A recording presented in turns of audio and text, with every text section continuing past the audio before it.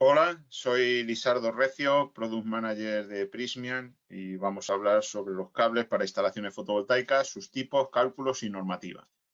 Bueno, Prismian yo creo que posiblemente ya la conocéis la mayoría, es un fabricante líder mundial en cables de energía y comunicaciones. Estamos en todo el abanico de aplicaciones del mercado prácticamente y bueno, somos reconocidos mundialmente. Y bueno, yo creo que la marca es muy aceptada por su calidad y la prueba es los más de 100 años que llevamos en el mercado ofreciendo soluciones innovadoras, ¿no? Presentes desde la muy baja tensión hasta sistemas de muy alta tensión, enlaces submarinos, etcétera, etcétera. Y, bueno, hoy abundaremos en las instalaciones fotovoltaicas, intentaremos repasar tanto los tipos de cable, los cálculos, tener en cuenta los detalles más importantes y también la situación normativa, ¿vale? Esto es algo muy importante porque no debemos olvidar que se trata de instalaciones con una determinada particularidad. Lo más reseñable sería que es una instalación generadora, no receptora, y que se trata de instalaciones a la intemperie. Y esto hace que las cosas cambien respecto a muchos hábitos que tenemos adquiridos con otros tipos de instalaciones. Bueno, vamos con los tipos de cable, particularizamos para un gran parque fotovoltaico, porque quizá, bueno, pues es el caso donde puede haber más variabilidad de cables, ¿no? Entonces tendríamos en la zona de captación el cable fotovoltaico, cuyo genérico es H1Z2Z2-K Prismian Prisolar, ¿vale? Como cable subterráneo para ir en este caso de los String Combiner Box a los inversores, pero si estos fueran inversores de String, pues iríamos desde los inversores directo a los transformadores, pues tenemos el cable Albotalene Flamex C Pro. Para el lado de corriente alterna, en este caso de inversores a transformadores, igualmente el Albotalene Flamex C Pro, y luego ya en media tensión, pues por ejemplo el Aleprotenas H Compact, ¿no? Un cable de media tensión para conectar entre transformadores y subestación. Esto, digamos, sería un poco el esquema de cables básicos en un gran parque fotovoltaico, ¿no? Si estamos en una instalación de autoconsumo, pues con el cable H1Z2Z2-K para la zona de captación, pues tendríamos casi todo hecho. Bueno, seguimos. Primer detalle importante, bueno, cuando aparece, digamos, empieza a entrar en escena la fotovoltaica a gran nivel, bueno, pues en principio los fabricantes fabrican cada uno un tipo de cable con las mejores propiedades que se puede. Prismian ya tenía desde bastantes años antes un cable especial para fotovoltaica, ¿vale? Nuestro carácter de empresa mundial nos lleva a poder tener esas soluciones de forma avanzada. Nosotros ya lo teníamos. El caso es que al principio, pues desde aquel boom del año 2007-2008, pues empezó a haber diferentes tipos de cable para aplicaciones fotovoltaicas, cuando ya ha habido, bueno, pues el derrumbe del precio de los paneles que han hecho disparar el mercado fotovoltaico. Bueno, pues al final en 2015 sí que se convergió a la norma N50618, ¿no? Que dice cómo deben ser los cables fotovoltaicos, ¿no? Y 2 años después la internacional IEC 62930, ¿no? Que cumplen nuestros cables fotovoltaicos ambas dos.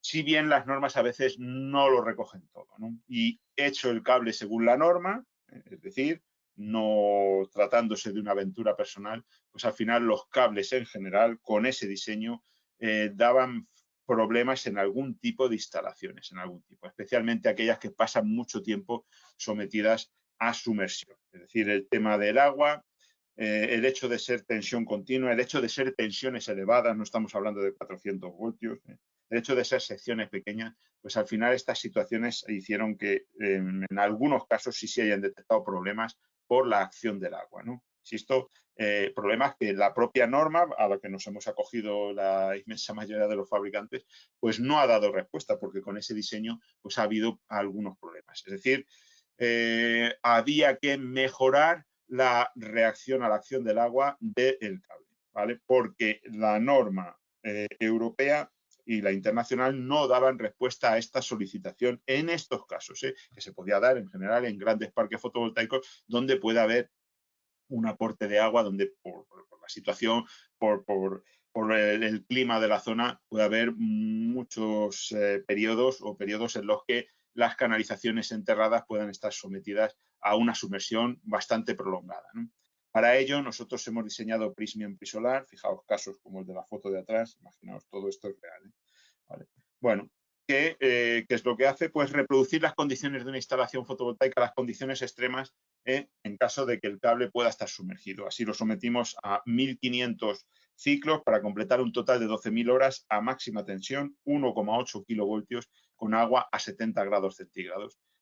Y hemos conseguido el cable Prysmian Prisolar, que es una versión mejorada del cable que existía, es decir, cumpliendo la N50618, pero con la mejora suficiente para tener una garantía en ese punto débil que se estimaba tenían los cables, sobre todo cuando pueden estar sometidos a sumersión muy prolongada, a inmersión prolongada. ¿Vale?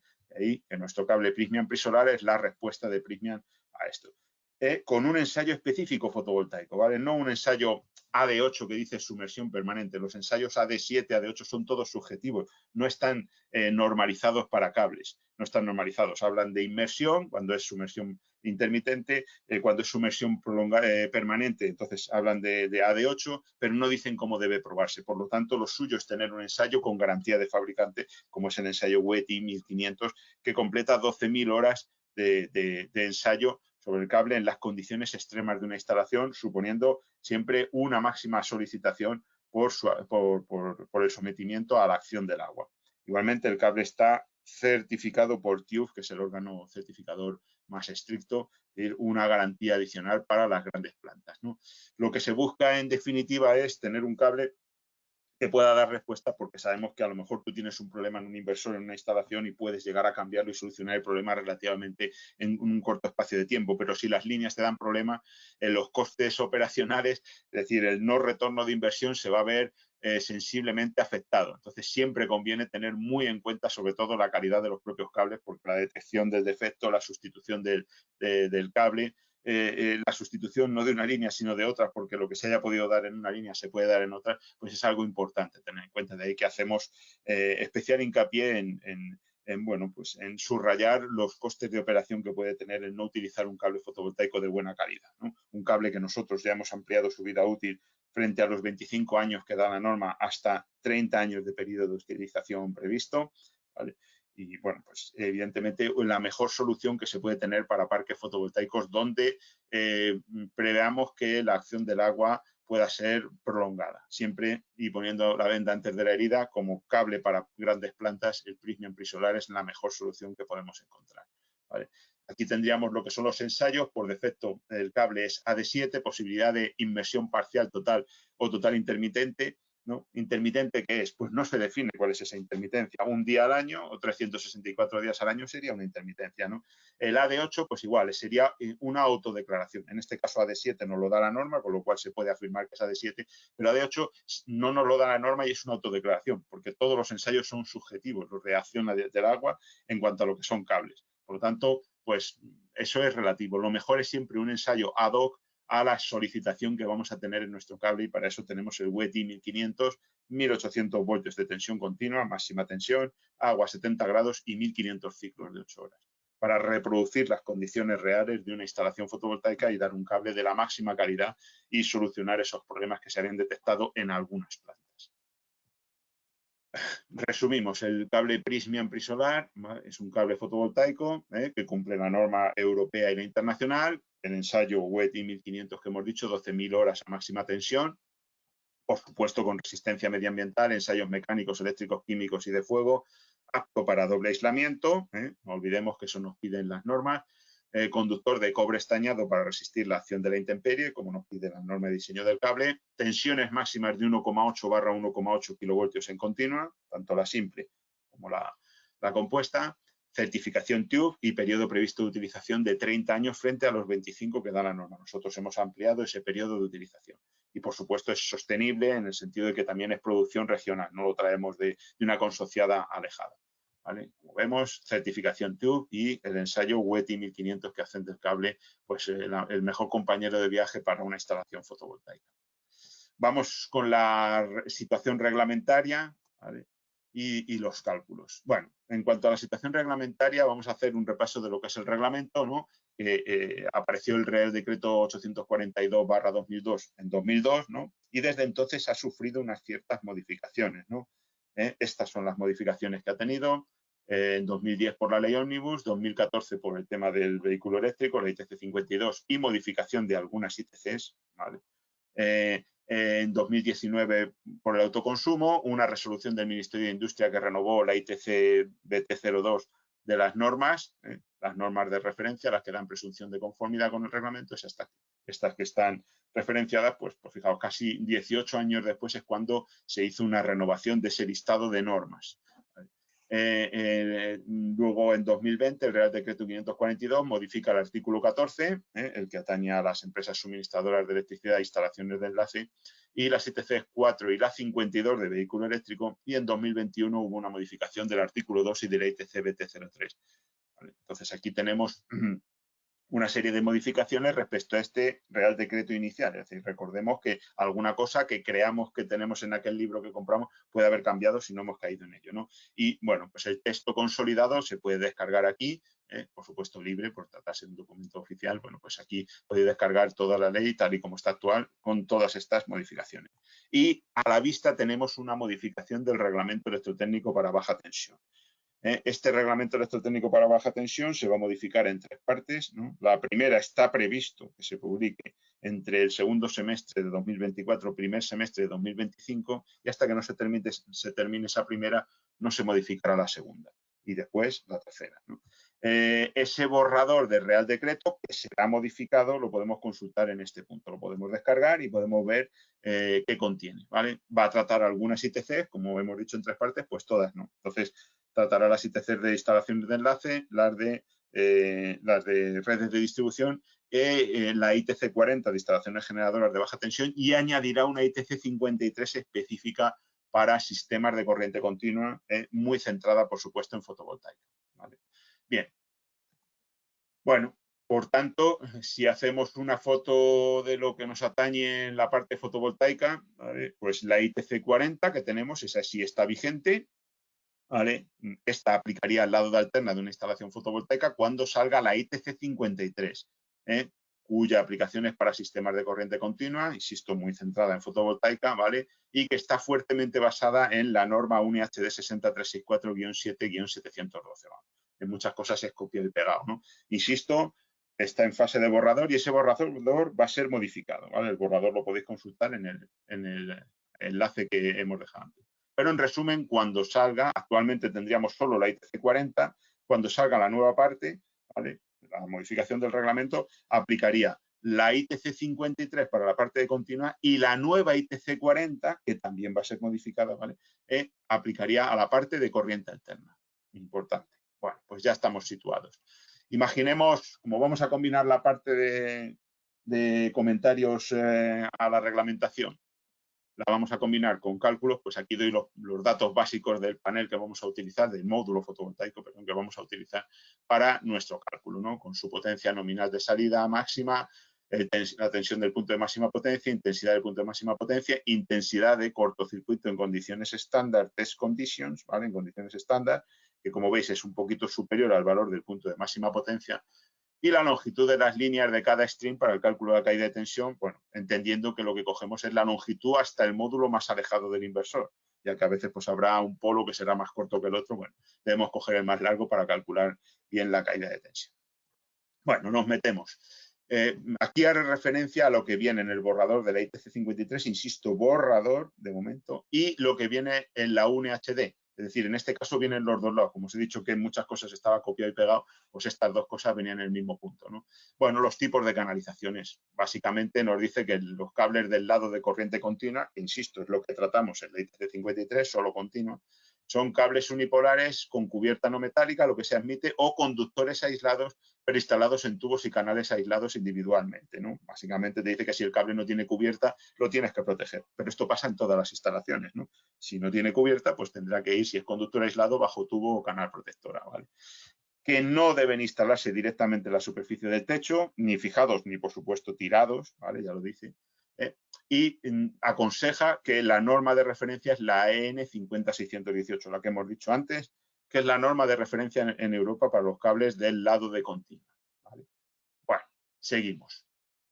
El cable a utilizar en instalaciones de autoconsumo, fijaos, ya este es un cable distinto al anterior, ¿vale? Donde aquí primamos la reacción al fuego. Aquí tenemos la clase CCA S1A de 2 a 1. Ojo, cable de seguridad elevada frente al fuego, ¿vale? EN 50618 e IEC 62930, las normas de referencia, resistencia medioambiental, ensayos mecánicos, eléctricos, químicos y de fuego, por supuesto, apto para doble aislamiento, conductor de cobre estañado, sostenibilidad por su producción regional, la tensión que hemos dicho antes, la misma, y resistencia a la acción del agua AD7, un cable idóneo para las instalaciones de autoconsumo. Todo, insisto, esta reacción al fuego muy mejorada, con clase CCA S1A de 2A1. Bien. Bueno, seguimos con cosas que nos encontramos en la UNE y en el borrador de la ITC 53. ¿Vale? Bueno, para nuestro caso vamos a emplear 2 strings, 6 módulos por string. Hay veces que, bueno, pues que a la gente conectaría un solo string porque dice, bueno, es que sale el sol y hasta cierta hora resulta que no empieza a funcionar el inversor porque no estamos en el umbral de tensión que nos piden, el rango mínimo. Bueno, pues para eso lo que he hecho es de los 2 strings pasar a uno solo y entonces ya sí que consigo el rango mínimo de tensión, ¿no? Porque sabemos que la tensión va a ser proporcional al número de paneles en serie que pongamos por string o por, como en castellano se dice oficialmente, por cadena fotovoltaica. ¿Vale? Bueno, utilizaremos instalación del cable AFUMES SUM bajo tubo fijado a la superficie exterior interiormente irá bajo tubo empotrado. Metemos los 2 circuitos en un solo tubo.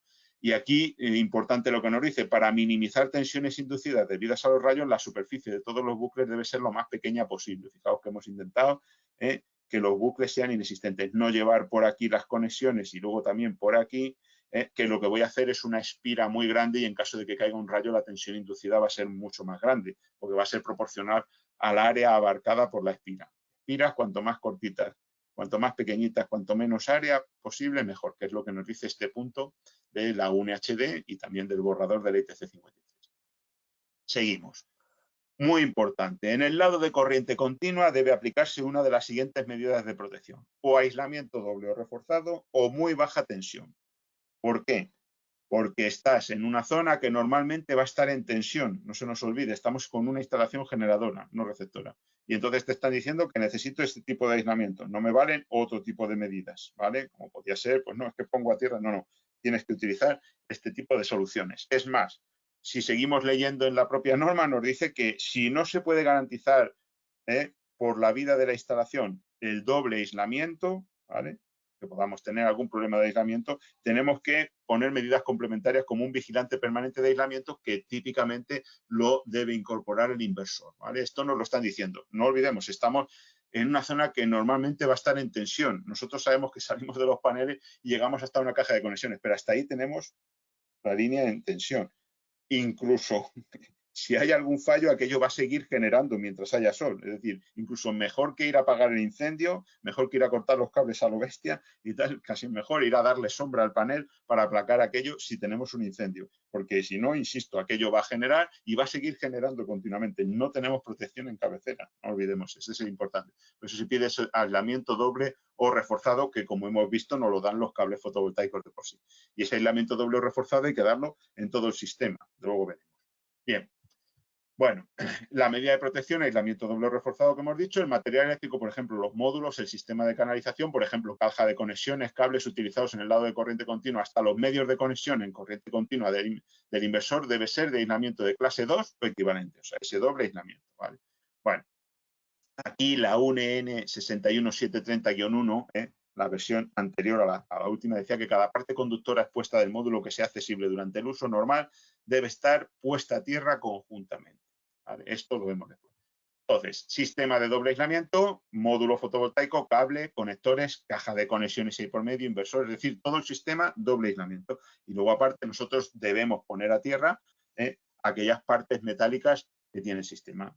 El marco del módulo, el sistema de conducción de cables, canal protectora, bandeja rejilla, más cosas que debemos poner a tierra. Pues igualmente las estructuras, es decir, todas esas partes metálicas deben ir conectadas a tierra, ¿vale? Típicamente a la tierra del edificio, como nos dice la normativa. Bueno, protección de cables para cadena fotovoltaica. Aquí no quiero abundarme en ello porque los fabricantes de protecciones ya saben de ello, pero bueno, ya nos dicen que si es un string, es decir, una cadena fotovoltaica o dos, no es necesario protegerlas, ¿no? Porque en caso de que se produzca un cortocircuito, como los cables ya los vamos a calcular para el cortocircuito máximo que se pueda producir, pues están protegidos. con una cadena no hay problema y con dos porque el cortocircuito de una sería la otra. A partir de dos sí, porque ya el de dos se podría ir a uno, produciéndose un defecto de aislamiento, ¿no? Entonces tendríamos de 2 a 1 la corriente, entonces ahí sí que es necesario obligatoriamente proteger. Pero insisto, siempre se suele recomendar proteger todos los strings.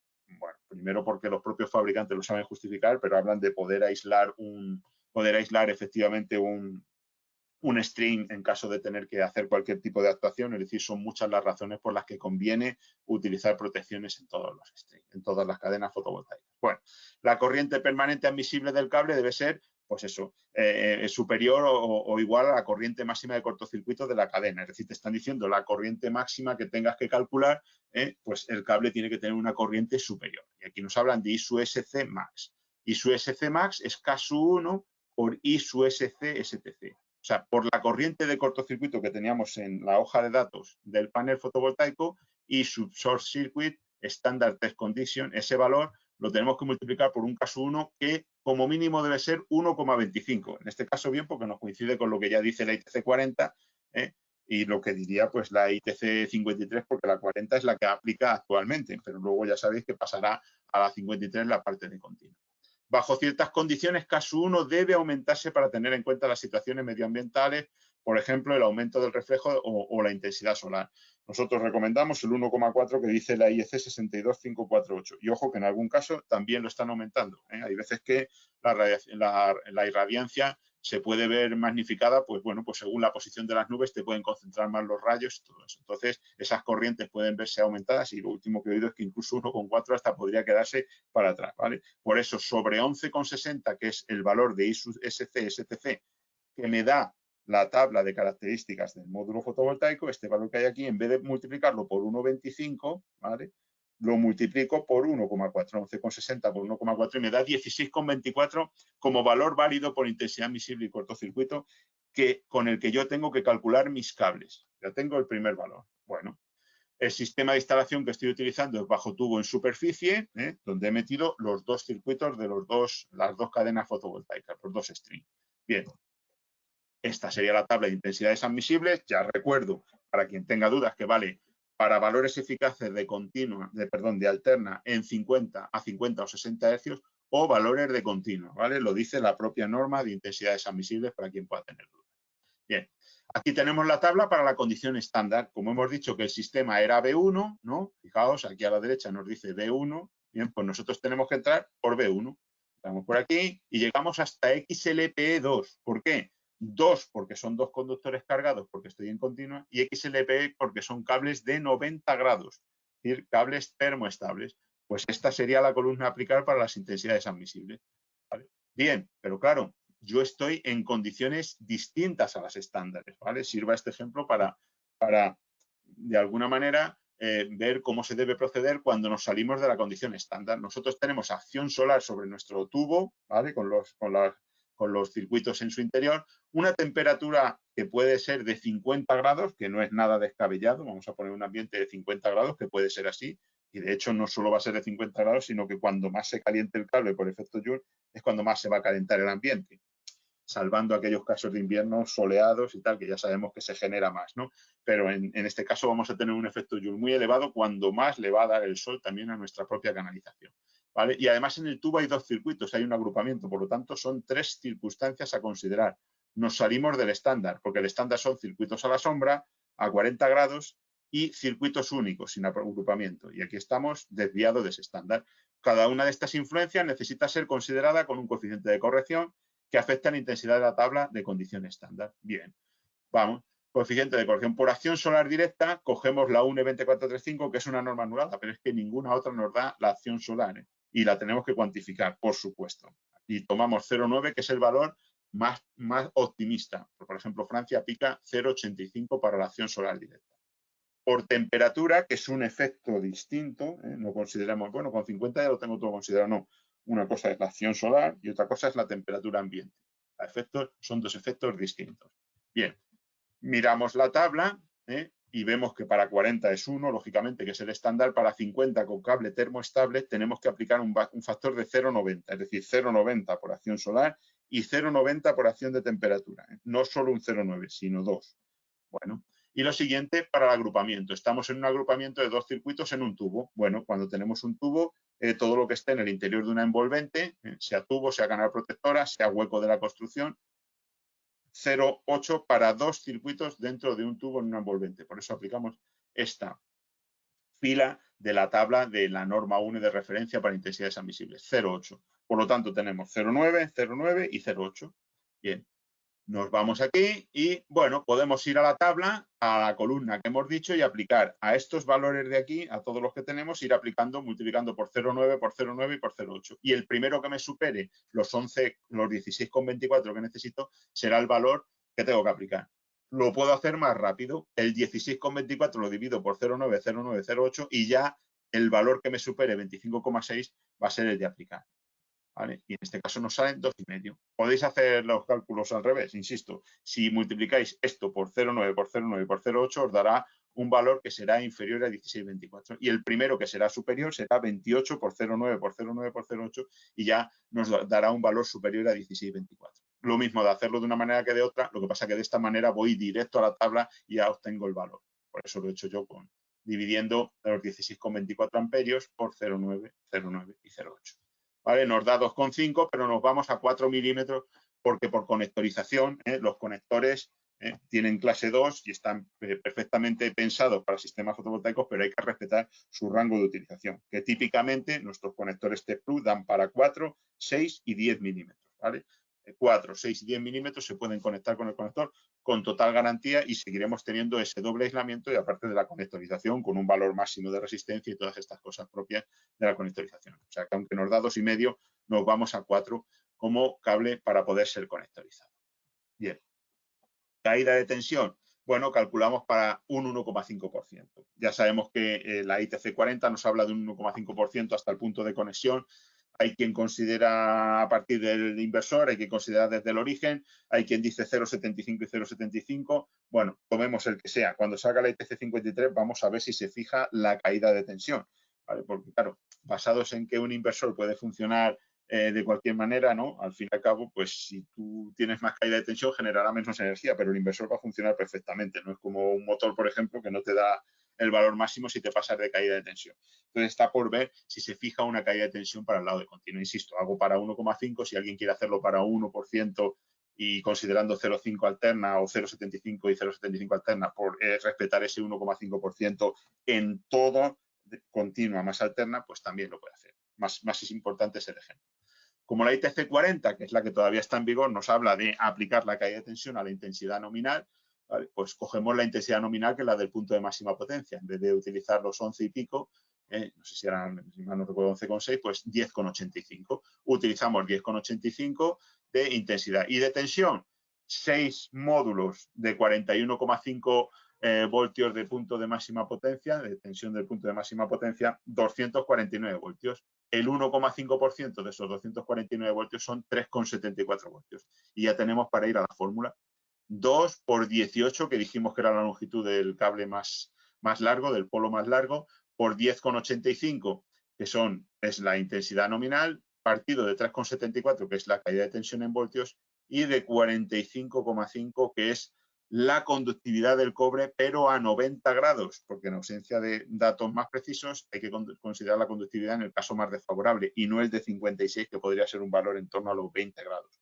¿Vale? Es seguro que la línea no va a estar a 20 grados. Si está sometida a ambientes de 50 grados más calentamiento por efecto Joule, pues va a estar más cerca de los 90 grados.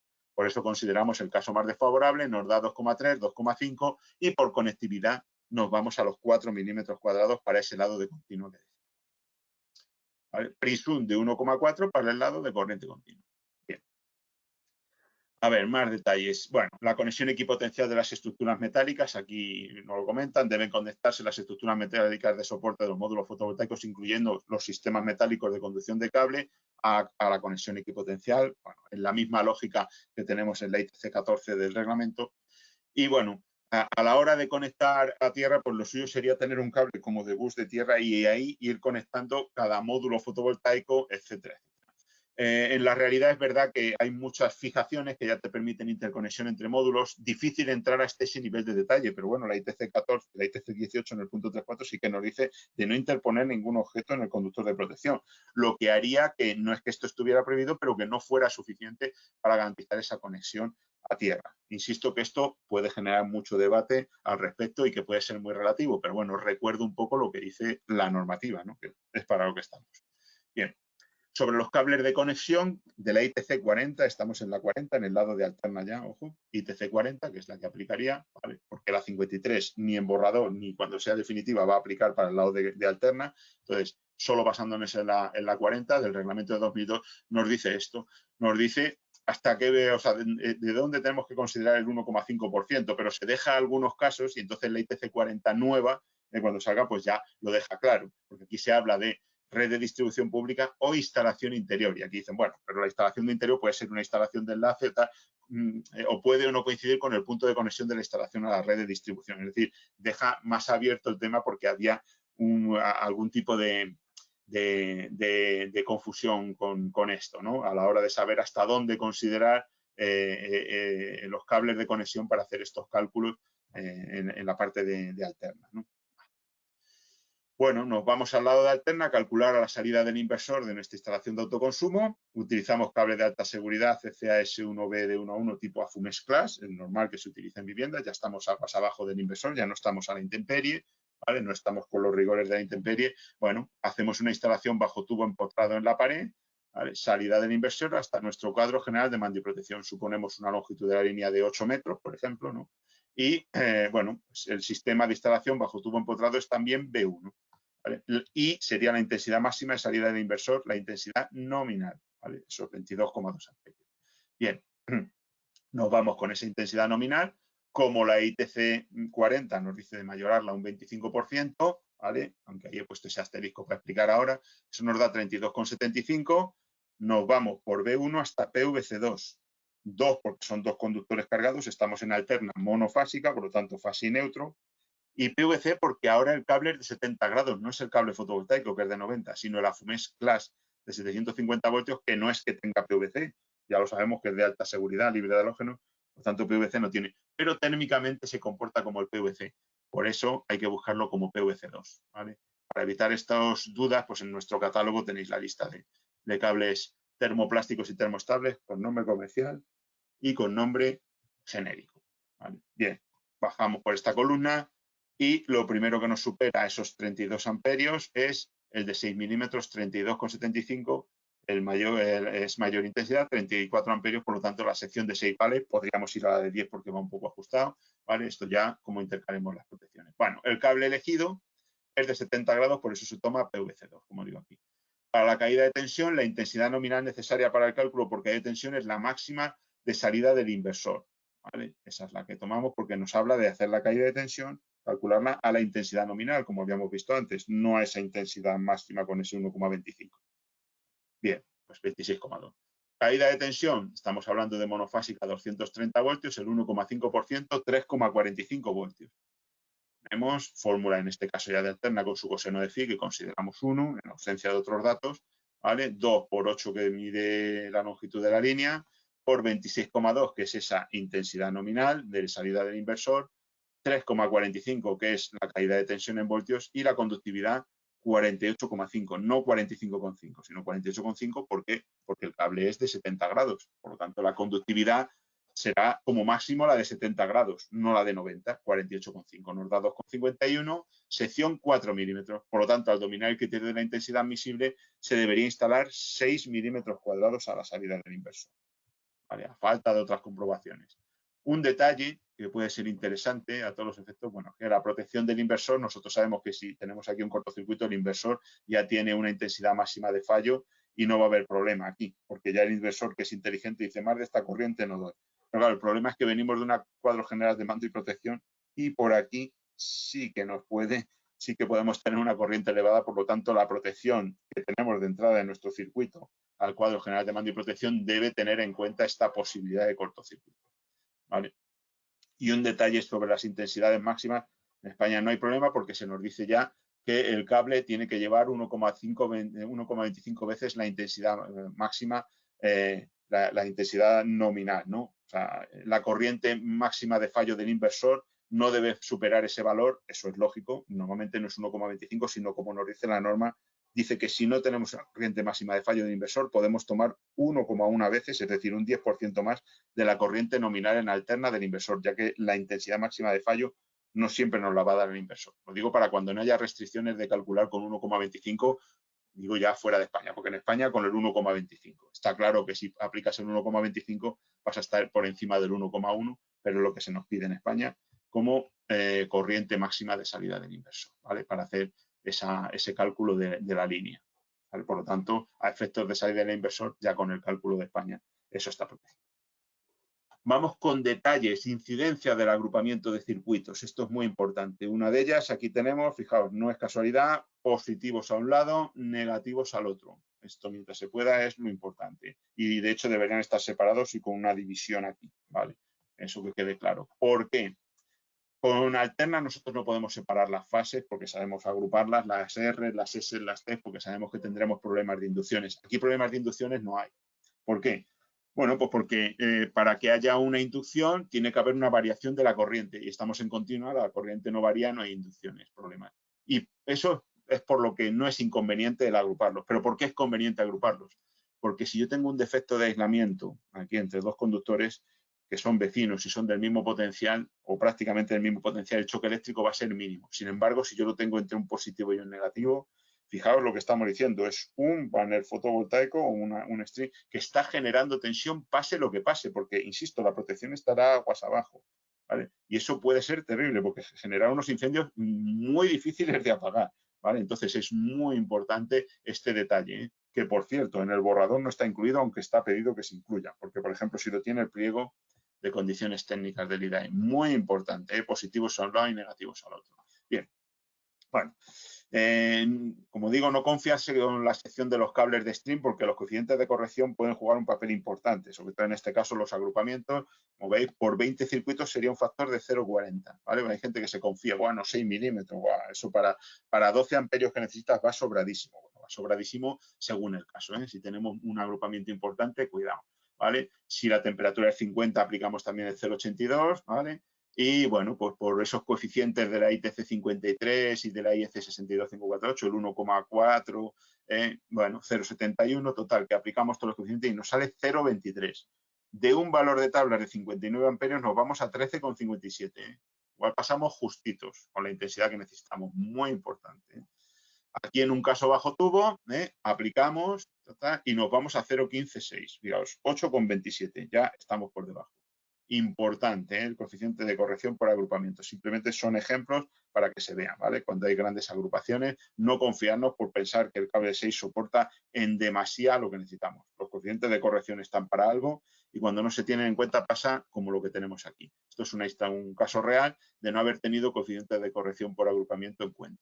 Nada menos que 34 strings bajo tubo y al final pues pasó lo que pasó. ¿Vale? ¿Y el coeficiente cuál sería? Pues es que nuestra tabla nos da hasta 20 circuitos, pero sí que la norma nos da un caso general, es verdad que es un coeficiente muy estricto, pero si no tenemos otra cosa, 1 partido de raíz cuadrada del número de circuitos, ese sería el coeficiente 0,1715, es decir, de un cable de 100 amperios, pues podría soportar 17 amperios. Pero claro, es que estamos haciendo un horno aquí, ¿eh? Estamos hablando de 34 circuitos, 68 conductores generando calor en un recinto contenido. Importante tenerlo en cuenta. Y vamos con el último caso, un ejemplo de cálculo ya de una instalación más grande, por ejemplo, esta línea, ¿vale? De aquí, con cable de aluminio, al Voltalene Flames C Pro que dijimos, ¿no? 228 metros, una tensión de 933 voltios, estamos ya en un gran parque fotovoltaico. La intensidad, pues 25 cadenas fotovoltaicas por 11,6 por el 1,4 que decíamos, 406 amperios, directamente enterrado. Otros dos circuitos en contacto, que serían, pues cuando pasemos por aquí, pues aquí tendremos 3, ¿no? Que esto se supone que será más largo. Y temperatura del terreno de 25 grados centígrados, el estándar, y cable al Voltalene Flames C Pro. Es decir, el dibujo sería este, ¿no? 70 centímetros de profundidad, condición estándar de soterramiento, nuestro circuito y otros dos que nos están dando calor. Bien, vamos aquí. Bueno, calculamos. Utilizamos el cable al Voltalene Flames C Pro de aluminio, ¿no? cuyas tensiones máximas son como el cable fotovoltaico, es decir, hay total coordinación entre los aislamientos, apto para sistemas IT, apto para soterramiento directo. Bien, ponemos, como es un agrupamiento, estamos con instalaciones directamente enterradas, ¿vale? El número de circuitos en total son 3 y, bueno, como la distancia entre ellos es 0, hemos visto que los cables estaban en contacto, tenemos un coeficiente de 0,65 por agrupamiento. Bien, nos vamos a la tabla, cables de aluminio XLPE2 directamente enterrados, 349 amperios, la sección más alta 300. Ahora también se utiliza 400, podría subir esto. Bien, el caso es que tenemos 349, pero nosotros necesitamos 406 y además un coeficiente de corrección de 0,65. Esto soportaría 349 por 0,75. Bueno, pues como tenemos la sección más alta y no vamos a ir más arriba, en este caso, pues utilizaremos 2 conductores por fase. Bueno, utilizamos 2 de 300, que nos dará 349 por 2, multiplicado por el coeficiente de corrección por agrupamiento, que ahora ya no es 0,65, sino 0,60, porque ya son 4 circuitos. Bueno, realmente son 3, pero hay uno que se desdobla en 2 pares de cable cargados, con lo cual ya ahora hay que aplicar eso. Aunque sea un mismo circuito el que se desdobla, hay que considerar como si fueran 4 circuitos a efectos de agrupamiento. ¿Vale? Cuando hay un agrupamiento, incluso aunque sea un solo circuito, hay que aplicar coeficiente de corrección por agrupamiento cuando utilizamos más de un conductor por fase. 349 por 2 por 0,60, 419. Como supera los 406, es una solución correcta. Si probáramos con el inmediato inferior, 240, vemos que nos quedamos cortos. Por lo tanto, 2 de 300. ¿Vale? Esa sería, digamos, un poco la moraleja de este cálculo. Simplemente con eso lo tenemos conseguido. No hemos calculado caída de tensión, pero bueno, el cálculo sería análogo que hemos dicho antes. Bien, repasamos los tipos de cable. Para grandes parques, el Prysmian Prisolar. Para autoconsumo, el Afumesh Sun. ¿Vale?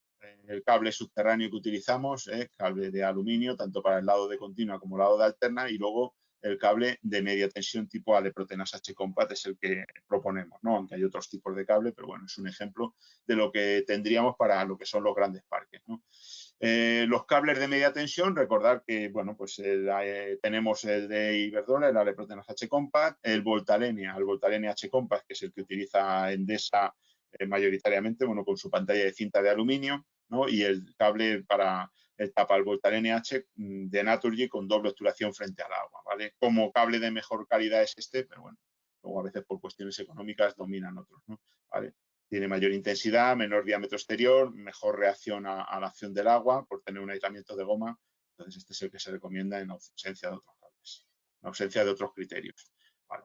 En el lado de corriente alterna tenemos, como hemos dicho, los cables de media tensión. Recordar una cosa, ¿no? Ya hemos dicho las propiedades, ahora muy importante decir que tienen que cumplir el reglamento de líneas de alta tensión. Estas 3 normas están incluidas en la ITC LAT02 del reglamento de líneas de alta tensión y, por tanto, es un cable válido. Digo porque el artículo 8 del reglamento de líneas de alta tensión es taxativo y dice que se tienen que cumplir las normas de obligado cumplimiento. Muy importante, ¿vale? Es decir, si no se cumplen esas normas, el cable no es apto para su instalación, ¿vale? Muy importante, a nivel nacional tenemos que cumplir las normas de obligado cumplimiento. Aquí tenemos las que son la 9E, HD 620 9E, UNE 211 620 y UNE HD 620 10E. ¿Vale? Bueno, recordar que nuestros cables de media tensión tienen las capas semiconductoras externas pelables en frío, triple extrusión, ¿vale? Están fabricados por el proceso de triple extrusión, hay semiconductora interna, aislamiento y semiconductora externa se extruyen en un solo proceso, cosa que mejora la calidad del producto, aparte de que evita pues, que en las interfaces se deposite suciedad o se produzca algún tipo de daño durante la fabricación del cable, es decir, redunda en la calidad del cable. Los aislamientos son reticulados en catenaria y son de formulación Prysmian. Muy importante también la reticulación en catenaria por proceso físico-químico y no solo por proceso químico de otras fabricaciones, porque al final pues lo que conseguimos es una mejor reticulación de las catenarias, es decir, que los polímetros reticulen mejor y tener una mejor calidad de aislamiento. Las cubiertas son de elevada resistencia mecánica a los rayos UVA y a la absorción de agua. Es decir, aquello que nos pide el reglamento de líneas de alta tensión es que, además, es un nivel de calidad exigible para una buena vida útil de la instalación. Es decir, se está pidiendo algo, pero no es un capricho. Es decir, es mejor que en general otras normas internacionales que puedan venir con otros tipos de, bueno, con espesores menores o con otros tipos de exigencias. Es importante y por eso el reglamento lo pide. Pero insisto, no es una opción, es obligatorio cumplir con el reglamento de líneas de alta tensión y cumplir alguna de estas 3 normas en media tensión. Al salirse de ahí es entrar en la ilegalidad. Y, bueno, recordar como garantía adicional que evidentemente están normalizados por las principales compañías eléctricas, ¿no? Endesa, Naturgy, Iberdrola, bueno. También, eligiendo Prysmian, tenemos garantía para el sistema, pues, puesto que tenemos accesorios Prysmian, ¿no? Empalmes, terminales, conectores separables, todo esto, pues bueno, son accesorios de fabricación propia Prysmian y que están muy bien considerados y son de muy alta calidad, ¿no? El empalme, por ejemplo, pues hay bastante más de 2 millones de ellos instalados y es un producto de una excelencia total, ¿no? Es el referente en el mercado, ¿no? Igualmente, para conexiones al aire tenemos terminales y para conexiones a pasatapas los conectores separables. Tenemos la posibilidad, lógicamente, de hacer líneas de alta tensión y de muy alta tensión aisladas. Esto ya creo que es conocido.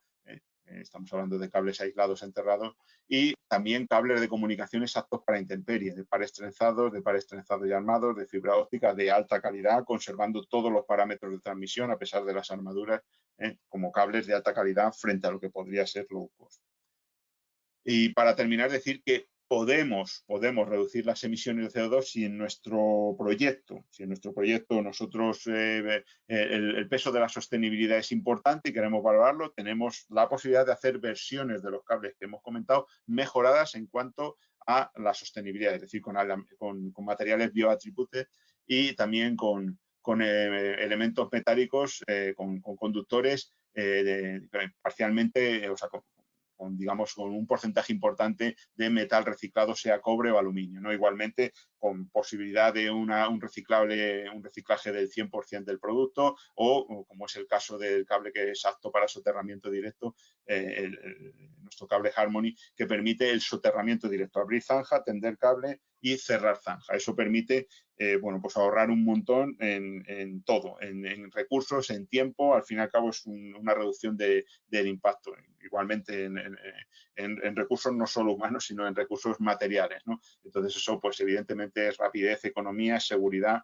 Todo eso pues redunda en un ahorro de toneladas de CO2 y un ahorro en definitiva, de emisiones al medio ambiente y un ahorro de recursos al medio ambiente también, ¿no? Igualmente son materiales de kilómetro cero, es decir, están fabricados regionalmente para poderlos entregar y no tener una huella importante, no tener un impacto importante en lo que sería pues, las emisiones por transporte. Para finalizar, deciros pues, que tenemos nuestra cable app, nuestra aplicación en App Store, en Apple Store y en Google Play, para cálculo de secciones según el reglamento electrotécnico para baja tensión y el reglamento de líneas de alta tensión. Igualmente se puede manejar online en esta web, cableapp.com, insisto, totalmente gratuita y con los criterios del reglamento de baja tensión y del reglamento de líneas de alta tensión para obtener los cálculos estrictos con el reglamento, eligiendo las ITCs, el sistema de instalación que se aplica y no permitiendo equivocarte en cuanto a la elección del tipo de cable o el sistema de instalación y aparte pues dando resultados, por ejemplo, de varios conductores por fase sin errores como dan otras apps gratuitas, ¿no? Que no dan solución cuando son varios conductores por fase. Igualmente en el Prysmian Club encontraréis todo tipo de información técnica, muchos artículos con cálculos de aplicaciones de fotovoltaicas, aplicaciones de vehículo eléctrico, ahí podéis encontrar muchos cálculos artículos de cálculos, artículos de producto, artículos de normativa y bueno, es bastante interesante y bastante amplio. Y os invito a que deis un repaso a la web y podáis beneficiaros de los contenidos, ¿no? Esta sería nuestra web general. Aquí tenéis mi contacto para cualquier cosa que necesitéis, sea por correo electrónico, sea por teléfono, pues estamos a disposición, ¿no? Al fin y al cabo, pues las charlas o los cursos pues son monólogos, ¿no? Pero de aquí surgen muchas cuestiones, muchas dudas y bueno, pues estamos a disposición de vosotros para aclarar lo que sea del curso o de lo que sea relativo a nuestros productos. Os doy las gracias por haber asistido a la ponencia y bueno, recomendaos utilizar Prysmian, que es estar, digamos, del lado de la calidad en vuestras instalaciones, ¿no? Somos el fabricante líder mundial y bueno, yo creo creo que un poco el haber prevalecido en el tiempo es porque, lógicamente, muchas cosas se están haciendo bien. Muchas gracias y confiad en la marca Prysmian que saldréis ganando. Hasta la próxima.